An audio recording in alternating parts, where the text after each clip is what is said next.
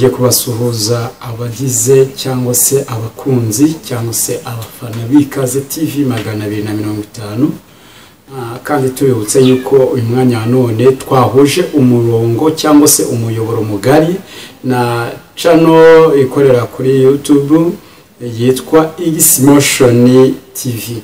Imiyoboro migari ibiri twahuje irimo gukurikiranwaho ibi biganiro, imirongo twayihusha. Hanyuma rero mutubona twahagurutse nka ku my studio itunganya ibiganiro amavideo, cyane ko ari studio ya Ikaze TV 250.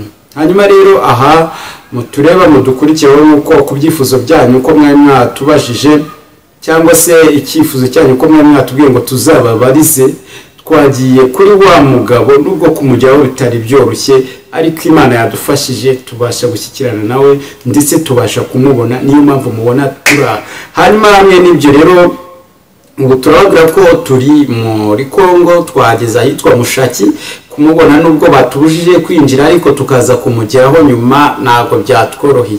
Hanyuma reka tubaje kumwakira nkuko nawe yaduhaye ikaze kugira ngo tubashe kuganirira iwe. Hanyuma muraho neza?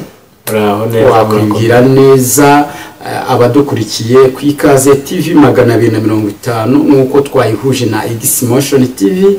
Aka kanya hari abari kudukurikira, mushobora kwibwira abari kubareba ndetse banabateze amatwi. Yego. Okay, murakoze kunyakira no kumikaze. Bo abadukurikiye kuri Xmotion TV ndetse n'abadukurikiye ku Ikaze 250 turabashimiye ndetse ndabasuhuje aho uherereye hose, haba mu Rwanda, haba mu mpande zose zigize isi, bumve ko ngusuhuje.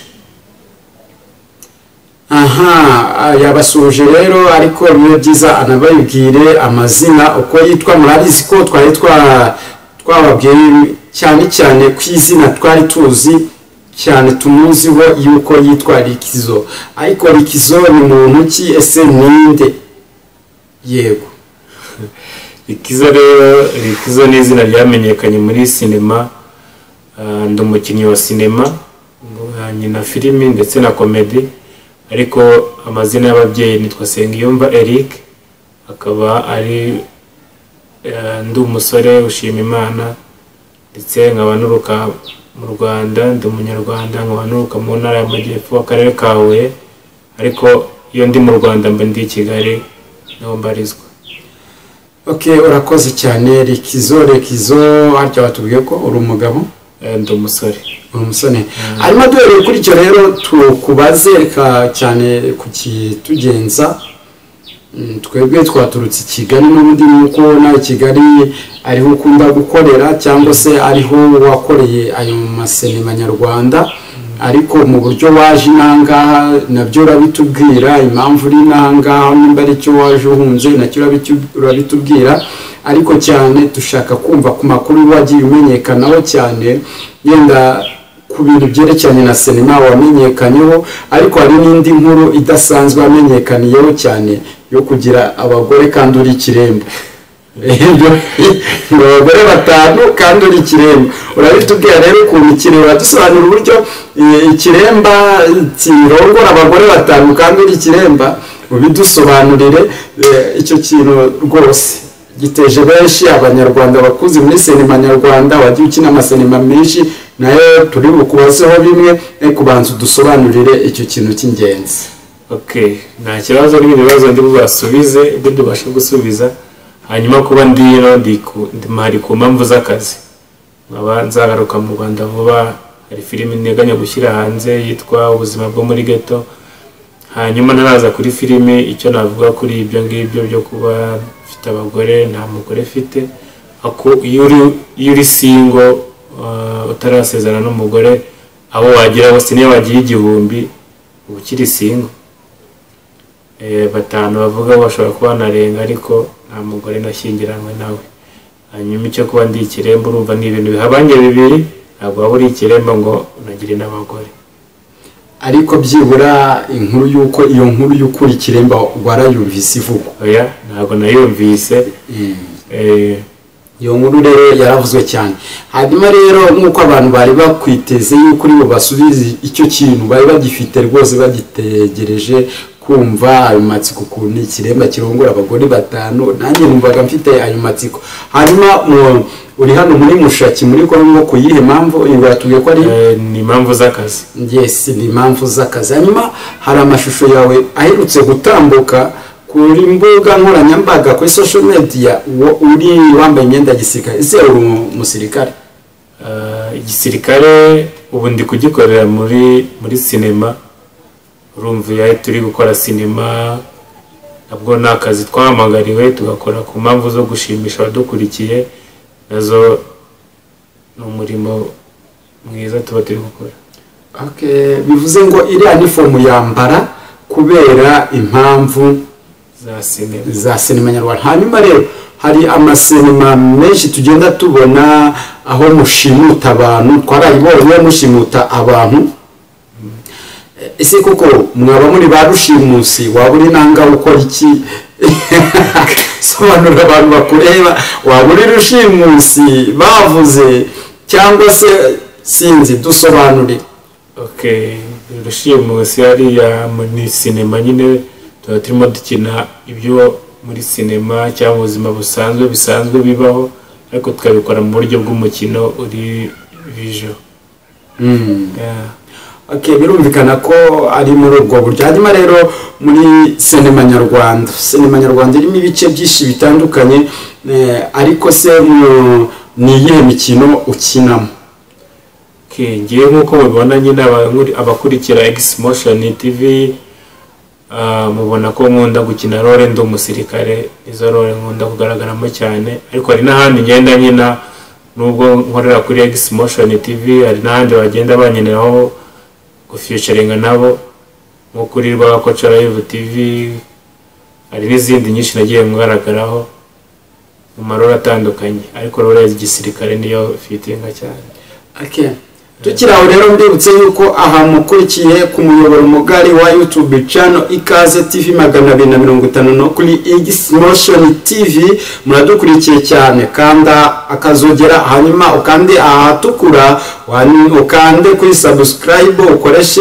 ndetse ube notification kugira ngo ube wa mbere mu gukurikirana ibiganiro byacu tukugezaho ndetse tukwibutse yuko ukumutureba impamvu tumeze ukuntu kubera mwebwe tubikesha mwebwe rero turabibutsa gukora subscribe share comment ndetse na notification ariko kako kazogera hanyuma rero tukiraho ngaho Rickzo ubundi sinema nyarwanda ni iki abantu bumva ngo sinema nyarwanda sinema yabaye sinema ni iki sinema rero ubundi yavuze sinema mu buryo bwa rusange ni umukino iba ari imikino njyarugamba cyangwa mberaruhame iba bera nyine mu ruhame uburyo bwa video haba indirimbo haba filimi haba komedi zose bari uruhurirane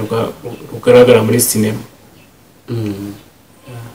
hanyuma tukiraho mbibutse yuko abantu mushobora no kuba mwatwandikira mukatubaza ibibazo hari nimero ya WhatsApp ushobora kuba watwandikiraho wowe uri hanze urabanza guteranya uhita ushyiraho kode y'u Rwanda 250 hanyuma uhita wandika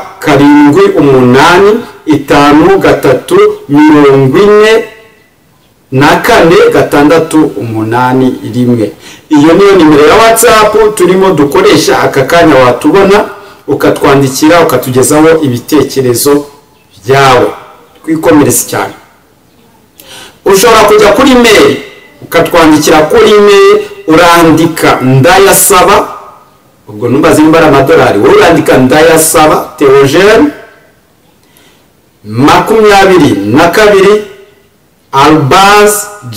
22@gmail.com hanyuma utwandikire ibyo nabyo turahita tubibona cyangwa se wandike ndayasaba Theogene 2020 @gmail.com. turabona ibitekerezo byawe.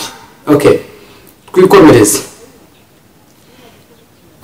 Watubwiye ko umaze gukina filime zingahe? filime maze gukina ni nyinshi, ntabwo ntabwo kumubara ariko ni nyinshi. Ko ari izo nakinnye zijya kuri iyo channel yitwa Xmotion, hari sinakinnye zijya kuri Byavugwagako TV, kuri yitwa Rukundo Comedy, ni nyinshi. Okay, reka tuvuge ko iyi Rukundo Comedy ese waba warakiniye abandi cyangwa se zaba ari izawe? Nuwo mu utwa Rukundo Comedy niwe twakoranye.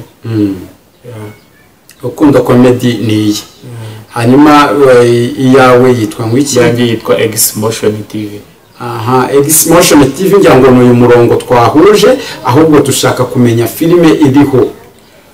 Filime ziriho ni nyinshi, harimo iyitwa Mu Rubanza, yitwa Kwiyenza ku bakire, yitwa Umunsi Mubi, hari n'iyitwa filime abantu bakunze kitwa Isari yasomye iseseme.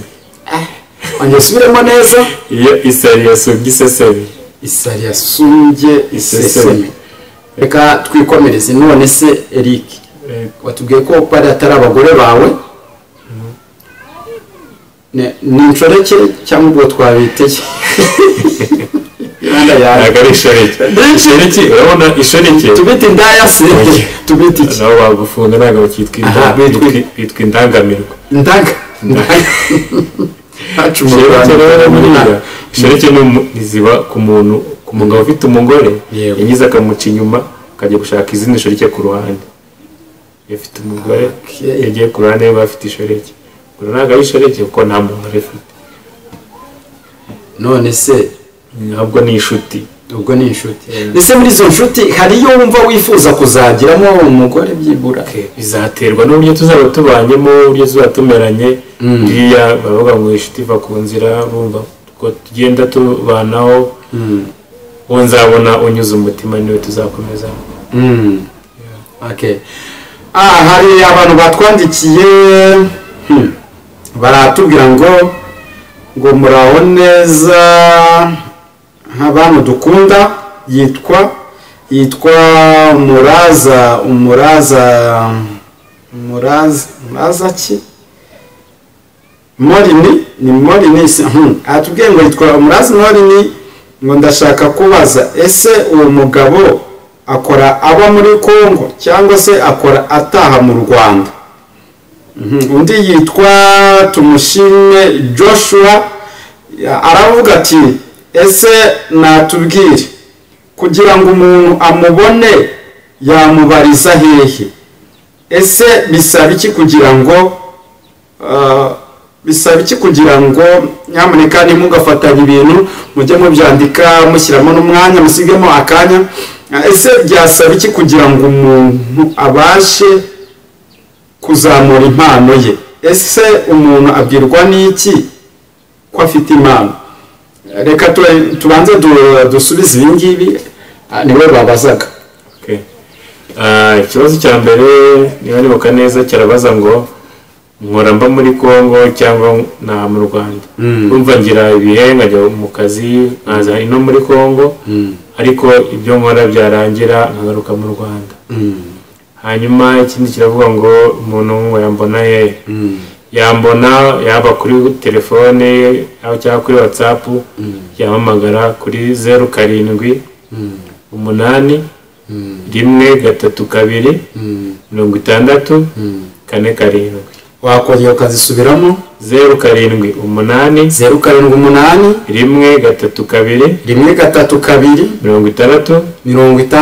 6 4 izo ni nimero ushobora kuba wamushakiraho. Komeza ikibazo ngo ese umuntu ngo yakora iki kugira ngo azamure imana? Akayifatanye n'ikivuga ngo ese ngo ni gute umenya ko ufite imana? Mbona no gusobanura buriya ibintu bibiri batandukanye, ari kuba washobora gukunda sinema cyangwa ukunda gukurikira abakinnyi ba sinema no kuba ufite iyo mpano ukunda kubikora ibintu biba bitandukanye ntabwo bivuze ko ukunda kureba iyo sinema bivuze ko nawe wayishobora hanyuma nje ku kibazo cye kugira ngo umenye nako kugira ngo uzamure impano ni ukubikora nyine ukabikora ubishishikariye nibwo impano izamuka hanyuma kugira ngo umenye ko ufite impano nyine no kwibamo ibyo bintu ukanabikunda aha undi yatubajije yitwa Munyanziza Innocent arabaza ati ese mu Rwanda uba urihuye cyangwa se uzikorera aho ngaho aha undi aratubwira ngo yitwa ariko banza usubize iki amazina ndabona abagoye cyane ikibazo aravuga ngo bandihuye cyangwa nzikorera hano muri Kongo ntabwo makorera filime nzikorera i Kigali niho mba ndiyo naje mu Rwanda ihuye niho mvuka ntabwo ariho nkorera aha uyaragira ati njyewe nitwa Uwimana Marie Jackie ndabaza nti ese umuntu wese ashatse kuza wamuzamura undi aragira ati murakoze cyane bantu dukunda nanjye ndi umukinnyi wa sinema nyarwanda nitwa Umutoni Asia ariko ni gute umuntu yabasha kukugeraho yabivuze hejuru hari nimero ati ni gute umuntu yabasha kukugeraho ngo ubashe kumufasha ese kugira ngo ufashe umuntu bisaba iki uwo ni wowe arimo abaza arongera ati ese umukobwa wumva uzashaka uruta abo wagiye ubona yaba ameze ati yego mbanze subiza ibyo ngibyo hanyuma yabajije ngo ese umuntu ashaka yambona gute nagisubije navuze nimero ko aho yambonera kuri WhatsApp yakumamagara hanyuma ngo umuntu wese namufasha kuzamura impano yego uwabishaka namufasha yambona kuri iyo nimero navuze tukabiganiraho azambona zamufasha hanyuma yabajije ngo ese ngo umugore nzashaka yaba ameze ati ngo waba uruta aba bakobwa wagiye uhura nabo wagiye ubona yego uwo ni Umutoni Asia muramuzi muri filime yagiye akina mu mafilime menshi yabajije gutyo ngaho icyo navugaho rero ku mugore nzashaka hari umuhanzi umwe nkunda nubwo atakiriho yitwa Rickzo indirimbo yaririmbye yitwa I have got you